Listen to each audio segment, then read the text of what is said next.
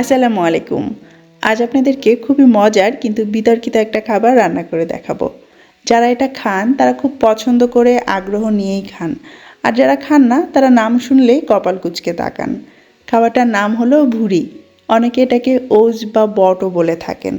আর আমি আজকে সেই ভুড়ির কালাভুনা রান্না করে দেখাবো। যারা ভুড়ি খান তাদের তো এই কালাভুনা অবশ্যই অনেক পছন্দ হবে। যারা খান না, কোনোভাবে নাম না বলে তাদেরকে একবার খাইয়ে দিয়ে দেখবেন, পরবর্তীতে আবারও খেতে চাইবে। আর আমার চ্যানেলে কিন্তু ভুড়ি ভুনা এবং ভুড়ি ভাজার একটা আলাদা ভিডিও আছে, চাইলে সেটাও দেখে নিতে পারেন। তো চলুন আর কথা না বাড়িয়ে আজকের ভুড়ির কালাভুনা রেসিপিটা শুরু করা যাক। ভুড়ির কালাভুনা করার জন্য এখানে আমি 1 কেজি ফ্রোজেন গরুর ভুড়ি নিয়েছি, যেটা সুন্দর করে পরিষ্কার করা ছিল এবং বড় একটা চাঙ্ক ছিল, সেটাকে আমি এরকম মিডিয়াম সাইজ করে কেটে নিয়েছি যাতে হাঁড়িতে বসাতে সুবিধা হয়। ভুড়ি কিভাবে পরিষ্কার করে এটা আমার কাছে জানতে চেন না, আমি কখনোই করিনি। আমি সবসময় এরকম ক্লিন ভুড়ি কিনেই রান্না করি। তো ক্লিন থাকলেও আমি এটাকে আরও একবার ক্লিন করার জন্য পানিতে সেদ্ধ করে নিই। তার জন্য আমি এর মধ্যে একটু হলুদের গুঁড়া এবং খুবই সামান্য পরিমাণে লবণ দিয়ে গরম পানি দিয়ে এমনভাবে এটাকে ঢেকে দিই যাতে ভুড়িগুলো মোটামুটি পানির নিচেই থাকে। তারপর এটাকে আমি সেদ্ধ করে নিই।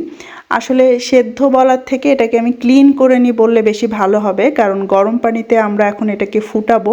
আমি প্রায় 35 থেকে 40 মিনিট ধরে এটাকে ফুটিয়ে নিই। এতে করে ভুড়ির যে একটা আলাদা গন্ধ আছে সেটাও যেমন অনেকটা কমে যায় এবং ভুড়ির অতিরিক্ত চর্বিটাও কিন্তু বের হয়ে যায়।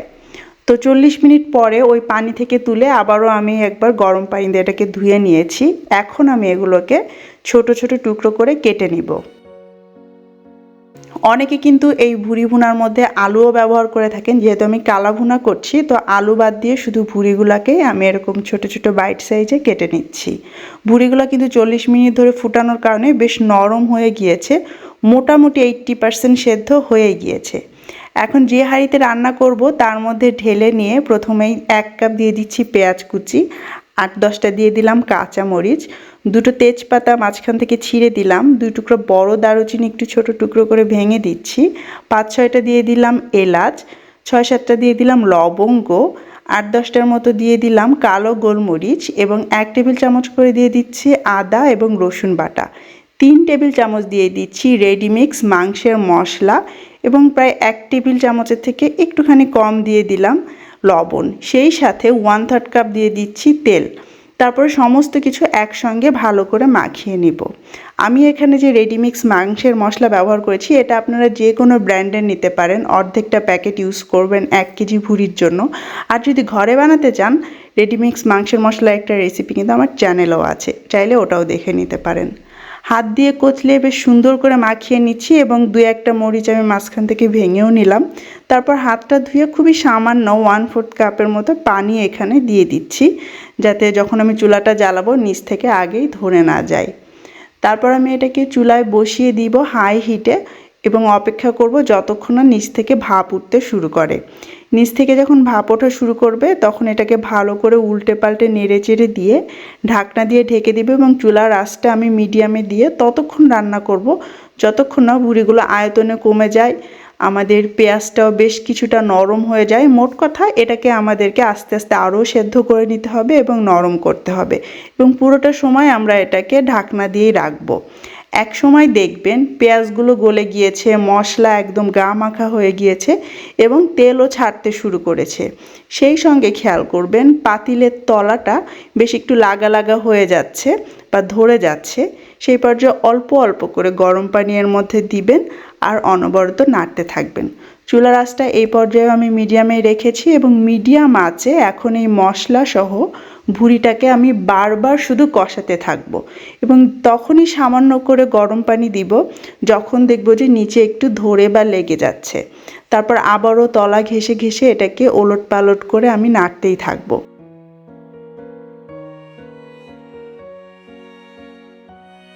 কেউ যদি ভুড়ি ভুনা খেতে পছন্দ করেন তাহলে এই পর্যায়ে চাইলে নামিয়ে নিতে পারেন, কারণ এটা রান্না হয়ে গিয়েছে।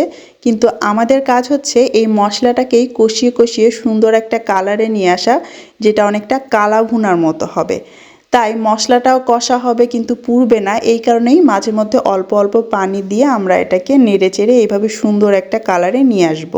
আর যখন আপনার পছন্দ মতো কালারে চলে আসবে, ফিনিশিং টাচ হিসেবে আপনি কিছু আস্ত রসুনের কোয়া, কিছু কাঁচামরিচ এবং 1 টেবিল চামচের থেকে কিছুটা কম দিয়ে দিবেন ভাজা জিরার গুঁড়া। খুব সুন্দর একটা ফ্লেভার আসবে এতে। এগুলো দেওয়ার পর আরও 5-10 মিনিট একটু নেড়ে চেড়ে মিশিয়ে তারপরে জাস্ট নামিয়ে নেবেন। তৈরি হয়ে গেল ভুঁড়ির কালা ভুনা। খুব সহজ না রান্নাটা?